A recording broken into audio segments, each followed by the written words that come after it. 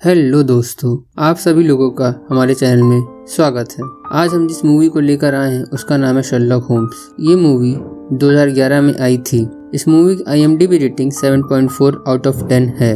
ये मूवी अब तक 2 पार्ट में आई है और ये रिव्यू मूवी के सेकंड पार्ट का है। हमने इसके फर्स्ट पार्ट को ऑलरेडी एक्सप्लेन कर दिया है, जिसका लिंक हम कमेंट बॉक्स में दे देंगे। इस वीडियो को देखने के बाद आप उसको देख सकते हैं। तो चलिए मूवी शुरू करते हैं। फिल्म शुरू होती है जिसमें वॉटसन टाइपराइटर में टाइप कर रहा होता है और बताता है कि फ्रांस और जर्मनी के बीच युद्ध हो रहा था। सबकी अपनी अपनी राय थी, पर होम्स की राय सबसे अलग थी। फिर हम होम्स को देखते हैं जो कि मिस एडलर का पीछा कर रहा होता है। मिस एडलर जिससे होम्स प्यार करता है। मिस एडलर एक चोर होती है। एडलर कोई पार्सल ले जा रही होती है। होम्स उसके बारे में पूछता है पर वो कुछ नहीं बताती है। होम्स उसको बताता है कि कुछ लोग उसका पीछा कर रहे होते हैं, पर असल में वो लोग एडलर के साथ मिले हुए होते हैं। एडलर होम्स को उनके बीच छोड़ के पार्सल लेके चली जाती है। वहाँ पर होम्स और उन आदमियों के बीच लड़ाई होती है। होम्स वहाँ से बचकर निकल जाता है और फिर से एडलर का पीछा करने लगता है।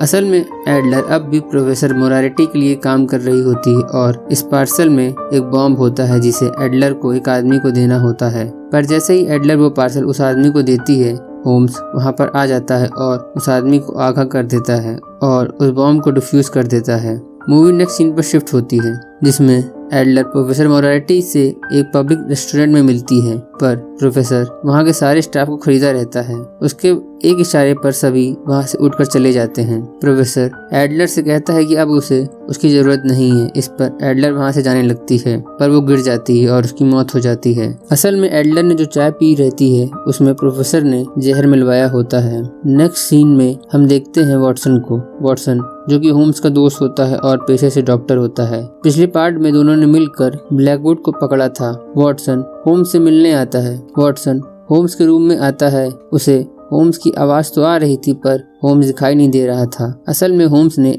ऐसे कपड़े पहने हुए होते हैं जिसका रंग दीवार के रंग जैसा होता है। एक तरह से वो गायब हो जाता है, जिस कारण वॉटसन उसको देख नहीं पा रहा होता था। होम्स उससे पूछता है कि तुम यहाँ क्यों आए हो। असल में वॉटसन अब अपने होने वाली वाइफ के साथ नए घर में रह रहा होता है। वॉटसन उसको बोलता है कि कल उसकी मैरी से शादी है और वो उसे इनवाइट करने के लिए आया है। नेक्स्ट सीन में होम्स वॉटसन को एक पार्टी में ले जाता है जहाँ पर होम्स का भाई भी आया होता है। वॉटसन सोचता है कि होम्स ने उसे बैचलर पार्टी दी है, पर जब वो देखता है कि उसे जानने वाले कोई नहीं आया होता है तो वो नाराज हो जाता है और जुआ खेलने चला जाता है। असल में होम्स यहाँ पर तहकीकात करने आया होता है। वो एक लड़की जिसका नाम मैडम सिम्जा होता है को ढूंढ रहा होता है। होम्स उसे ढूंढ लेता है। होम्स उसे उसके भाई का एक लेटर देता है। जैसे ही वो अपने भाई का नाम सुनती है तो वो होम्स को वहाँ से जाने के लिए कहती है। होम्स उसे बताता है कि उसे मारने के लिए एक आदमी छिपा हुआ है। फिर होम्स और उस आदमी की लड़ाई होती है और होम्स उसे बचा लेता है।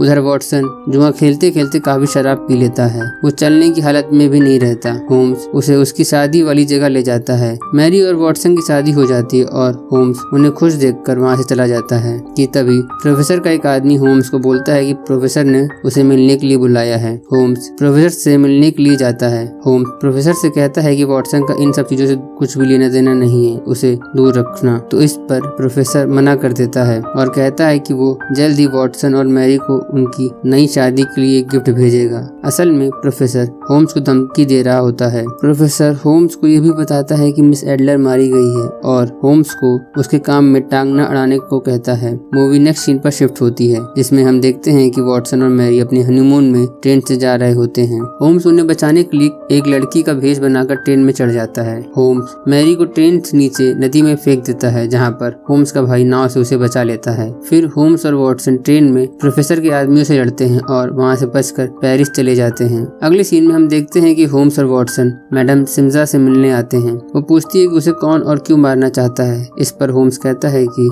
शायद तुम कुछ ऐसा जानती हो जो कि उनके लिए खतरा है, पर वो इससे साफ मना कर देती है। वो कहती है कि वो 1 साल से अपने भाई को ढूंढ रही है और उसके भाई ने उसे कुछ पेंटिंग भेजी है। इन्हीं पेंटिंग में से एक पेंटिंग में एक प्रिंटिंग प्रेस बना होता है। वो सब अगले दिन उस प्रिंटिंग प्रेस की तरफ जाने लगते हैं। असल में प्रोफेसर मोरारिटी लेटेस्ट गन और बॉम्ब बनाने वाली पूरी इंडस्ट्री खरीद लेता है और अब वो चाहता है कि फ्रांस और जर्मनी के बीच युद्ध कभी न रुके ताकि उसको प्रॉफिट होता रहे। इसी कारण वो कई जगह बम ब्लास्ट करवाया होता है। वो मैडम सिम्जा के भाई को भी विश्व शांति समझौते में बम ब्लास्ट करने को कहता है, जिसे होम्स और वॉटसन ढूंढ रहे थे। जब वो लोग प्रिंटिंग प्रेस पर पहुंचते हैं तब होम्स को प्रोफेसर पकड़ लेता है, क्योंकि तब वॉटसन एक सीक्रेट मैसेज भेजने गया हुआ होता है। प्रोफेसर होम्स को एक हुक से टांग देता है और पूछता है कि वो मैसेज किसको भेजा गया था। होम्स कुछ नहीं बताता है। होम्स को काफी दर्द होता है, लेकिन जब प्रोफेसर होम्स के काफी करीब होता है तभी होम्स मौका पाते ही प्रोफेसर की जेब से एक डायरी निकाल लेता है। असल में इसी डायरी में प्रोफेसर ने अपनी सारी सीक्रेट और संपत्ति के बारे में लिखा हुआ होता है और इसी से होम्स को उसके मकसद और सारे प्लान के बारे में मालूम चल जाता है। वॉटसन किसी तरह होम्स को प्रोफेसर से बचाकर वहाँ से निकल जाता है। होम्स और वॉटसन काफी जख्मी हो जाते हैं। वो लोग फिर स्विट्जरलैंड जाते हैं, जहाँ पर विश्व शांति के लिए मीटिंग हो रही होती है। होम्स ये अंदाजा लगाता है कि मैडम सिम्जा का भाई भी वहाँ पर आएगा और कुछ गड़बड़ करेगा, लेकिन जब वो लोग वहाँ पर पहुँचते हैं तो सिम्जा अपने भाई को पहचान नहीं पा रही होती है, क्योंकि उसने प्लास्टिक सर्जरी करवा ली होती है। लेकिन जब एक आदमी निकलता है और जर्मनी की काउंसलर को मारना चाहता है जिससे कि शांति वार्ता खत्म हो जाए, तब मैडम सिम्जा उसे पहचान जाती है और वॉटसन उसे जमीन पर गिरा देता है और उसे पुलिस के हवाले कर देता है। उधर होम्स प्रोफेसर को अकेले मिलने के लिए बुलाता है। होम्स और प्रोफेसर 5 मिनट की एक चेस गेम खेलते हैं। गेम के बाद होम्स बताता है कि कैसे उसने उसकी डायरी चुराई है और उसकी बेनामी संपत्ति पे पुलिस की रेड पड़ चुकी है। इससे प्रोफेसर काफी गुस्सा हो जाता है। होम्स उसे उसकी सिगार जलाने को कहता है। होम्स और प्रोफेसर एक दूसरे की आंखों में देखकर फाइट को इमेजिन कर रहे होते हैं और इसी इमेजिनेशन में यह निष्कर्ष निकलता है कि होम्स अपनी चोट के कारण हार जाता है और प्रोफेसर उसे पहाड़ी से नीचे फेंक देता है। ये सब अभी रियलिटी में नहीं हुआ था। होम्स इस चीज को रियलिटी में ना होने के लिए प्रोफेसर को कस के पकड़ लेता है और खुद को और प्रोफेसर को लेकर पहाड़ी से नीचे गिर जाता है। ये वॉटसन, जो कि अचानक वहाँ पर पहुंच जाता है, देख लेता है। इसके बाद हम देखते हैं कि वॉटसन होम्स के लिए एक फ्यूनरल रखता है। सीन फिर उसी जगह शिफ्ट हो जाती है जिसमें वॉटसन टाइपराइटर में लिख रहा होता है। असल में ये पूरी मूवी वॉटसन कहानी के रूप में हमें सुना रहा था। वो अपनी कहानी पूरी कर लेता है और द एंड लिख देता है कि तभी उसकी वाइफ मैरी वहाँ पर एक पार्सल लेके आ जाती है। वॉटसन उसे खोलता है जिसमें एक ऑक्सीजन इनहेलर होता है जिसे एक मूवी की सीन में होम्स यूज किया हुआ होता है। उसे कुछ शक होता है। वो रूम से निकलकर मैरी के पास जाता है ये पूछने के लिए कि उसे किसने दिया। तभी हम देखते हैं कि होम्स उसी रूम में मौजूद रहता है, उसी सेम टेक्निक के जरिए जिसमें वह सेम रंग के कपड़े पहनकर गायब हो जाता है। वह आता है और वॉटसन की कहानी पढ़ता है और लास्ट में जहां वॉटसन ने द एंड लिखा होता है उसके आगे क्वेश्चन मार्क लगा देता है और फिल्म यहीं पर खत्म हो जाती है। इस मूवी को देखने पर जो लर्निंग हमें मिलती है वो ये है कि हमारी जिंदगी में हमेशा एक ऐसा दोस्त होना चाहिए जो हमेशा मुसीबत पड़ने पर हमारा साथ दे सके, जिस पर हम पूरी तरह भरोसा कर सके, जैसे मूवी में होम्स वॉटसन पर करता था। दोनों की दोस्ती मूवी में बेमिसाल थी। आई होप हमारी आज की कोशिश आप सब लोगों को पसंद आई होगी। अगर पसंद आई हो तो